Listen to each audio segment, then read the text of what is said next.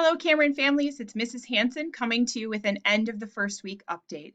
I wanted to start out this message by expressing my extreme gratitude to all of our families for honoring and following the policies and procedures that are put in place in the name of student and staff safety. I know that there were significant changes made to arrival and dismissal procedures, and I just want to thank you for following the new protocols that are put in place. I know how hard it was to send your child or your children into Cameron that first day without being able to come through the doors with them. I saw a lot of parent tears that first day, and I just want you to know that I know how hard that was, but I sincerely thank you for your cooperation in not entering the building. We really are putting a lot of measures in place, again, in the name of student and staff safety to ensure that everyone remains as healthy as they can for as long as they can so that we can continue to have face-to-face instruction happening in the building. The next thing that I wanted to mention is that our dismissal procedures, again, significantly different from years past, where we're only dismissing students one bus at a time.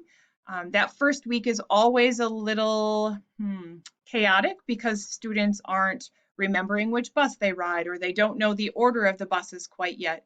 And so when buses leave Cameron, especially at the very end of the day, that time that they depart from Cameron to start delivering students home has been delayed a little bit, but please expect that your students will be getting home a lot closer to what that initial notification time was for you. One of the things that I ask of families to follow, and this is a procedure that's been in place for a long time, is that you send a note notifying the school if there's ever a change in the transportation plans. We often end up with students in the office saying, my mom told me that I'm supposed to go to my grandpa's today, but I don't have a note. And so that really can cause a lot of panic for the student at the end of the day. And then we can't always reach someone. So if you could please make sure to send a note with your child or call the office to let us know of any transportation changes so that we can make those arrangements ahead of time.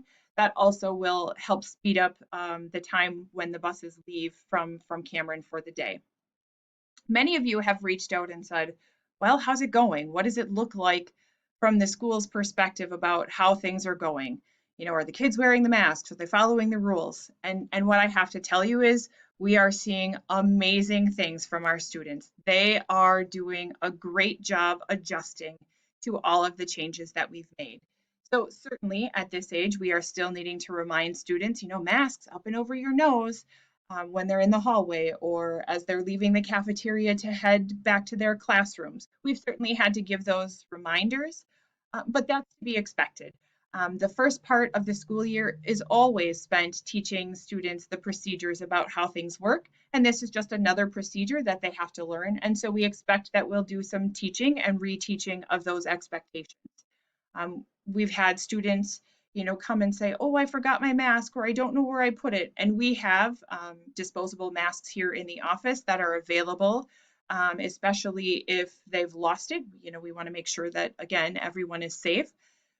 So if it's possible to have an extra mask included in a lunchbox or in a backpack, that would certainly help out the school as well.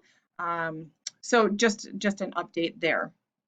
As far as lunchtime or recess, the students have also made the adjustment to what was happening before to how it looks now. So in the cafeteria, we have the classes spread out so that they're not all clumped together. We only have a grade level at a time, and we do have spots marked on tables so that students know where they should sit.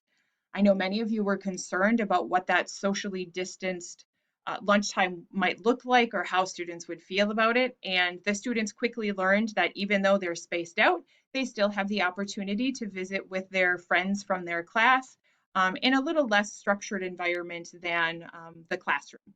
So that seems to be going well also.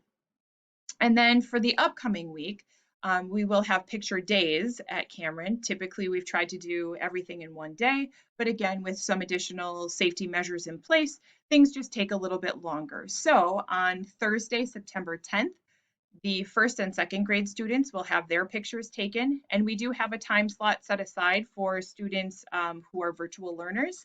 And then on Friday, September 11th, readiness and kindergarten students will be able to get their pictures taken, again, with a time slot set aside for virtual students.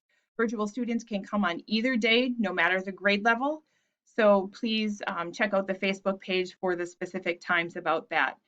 Again, if you have any questions or concerns or just want to talk about how things are going, please reach out. Either send me an email to khansen, Hansen, at gladstone.k12.mi.us, or feel free to call the office and leave a message. The number at Cameron is 906-428-2314. I do not spend much time in my office during the school day. There's a lot happening and I need to be in a lot of different places. So please know that if you've left a message or two during the day, I do spend the evening hours returning phone calls. I do try to make sure to respond to emails and phone messages within 24 hours. So again, if you have questions or concerns or just want to chat about how things are going, please reach out and I would be happy to discuss whatever it might be with you. Looking forward to having kids back in the building on Tuesday. It was so great to have students in the building this week, and we can't wait for that to continue. Again, please continue to cooperate with all of those measures that we have in place in the name of safety for students and staff, and look forward to another update coming soon. Have a great weekend.